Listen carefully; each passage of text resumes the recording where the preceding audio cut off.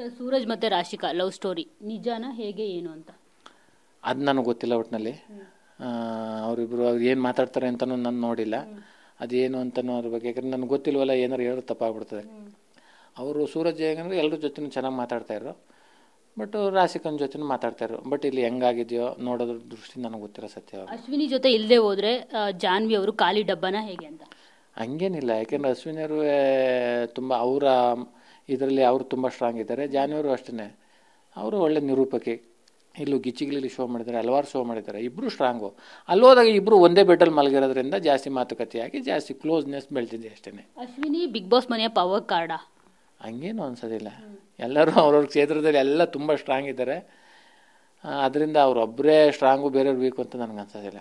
Okay, Ashwini ಅವರು big boss ಮನೆಯಲ್ಲಿ ಎಲ್ಲರೂ ಕೂಡ ತುಂಬ ಮ್ಯಾನಿಪುಲೇಟ್ ಮಾಡ್ತಿದ್ದಾರಾ ಅಂತ? ಮ್ಯಾನಿಪುಲೇಟ್ ಅಂದರೆ ಎಲ್ರಿಗೂ ನೋಡು ಅವ್ರು ಸರಿ ಇಲ್ಲ ಇವ್ರು ಸರಿ ಇಲ್ಲ ಅಂತ ಹೇಳೋದು, ಅದು ಬೇರೆಯವ್ರಿಗೆ ಏನೇನು ಮಾತಾಡಿದಾರೋ ಗೊತ್ತಿಲ್ಲ. ನನ್ನ ಜೊತೆ ಹೆಂಗಿರಲ್ಲ, ನನ್ನ ಜೊತೆ ತುಂಬ ಚೆನ್ನಾಗಿರೋ, ಯಾಕಂದ್ರೆ ಇಬ್ಬರು ಒಂದೇ ವಯಸ್ಸಿನವರಲ್ವೇ.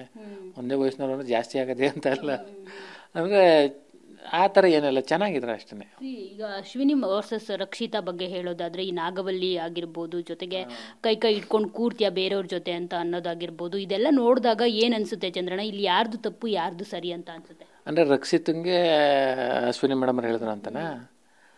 ಈಗ ರಘು ಅವ್ರನ್ನ ಹಿಂಗೆ ಕೈ ಹಿಂಗೆ ಹಾಕೊಂಡು ಕೂತಿರ್ತಾರೆ, ಅದೆಲ್ಲ ಸರಿ ಇಲ್ಲ ಅಂತ ಅಂದ್ರ ಜೊತೆಗೆ ಅದು ನೋಡಿ, ಒಬ್ರು ಮಾನಸಿಕವಾಗಿ ಕುಗ್ಗಿಸುವಂತ ಪ್ರಯತ್ನಗಳಾಗ್ತಾ ಇದೆ ಅಂತ. ಒಂದು ಸಂಬಂಧ ಅನ್ನೋದು ಹೇಗೆ ಬೆಳೀತದೆ ಅಂದರೆ, ಒಬ್ರ ಜೊತೆ ಮಾತಾಡ್ತಾರೆ, ಒಬ್ರು ಕೈ ಹಿಡ್ಕೊ ಬೆಳಿತಾರೆ ಅಂದ ತಕ್ಷಣ ಅದು ಲವ್ ಅಂತ ಅಲ್ಲ. ಯಾವುದೋ ಒಂದು ಅಣ್ಣ ತಂಗಿ ಸಂಬಂಧ ಬೆಳೆದಿರ್ಬೋದು, ಅಪ್ಪ ಮಗನ ಸಂಬಂಧ ಬೆಳೆದಿರ್ಬೋದು, ಅದೆಲ್ಲ ಆ ಥರ ಅಂದ್ಕೊಳ್ಳೋದು ತುಂಬ ತಪ್ಪು. ಈಗ ನನ್ನ ಅವಳು ಒಂದು ರೀತಿಲಿ ಒಂದು ಅಪ್ಪ ಅಂತ ಇರೋ, ನನಗೂ ಭಾವನೆ ಮಗಳು ಅನ್ನೋ ಥರನೇ ಐತೆ ಅಷ್ಟೇ. ಒಂದು ಒಳ್ಳೆ ಸಂಬಂಧ ನಿಜವಾಗ್ಲೂ. ನಾನು ಹೋಗ್ಬೇಕಾದ್ರೆ ತುಂಬ ಅಳ್ತಾ ಇಲ್ಲ, ನನಗೂ ಅದೊಂದು ಕಾಡ್ತದೆ ಯಾವಾಗಲೂ, ತುಂಬ ಮಗಳು ಅಥವಾ ತಂಗಿ ಅನ್ನೋ ಥರದಲ್ಲಿ. ಈ ಕಾವ್ಯನ ತಂಗಿ ಅಂತ ಕರಿತೀನಿ, ತಂಗಿ ಅಂದ್ರೆ ತಂಗಿನೇ, ಬೇರೆ ಅರ್ಥ ಬರೋಕ್ಕೆ ಸಾಧ್ಯನಾ?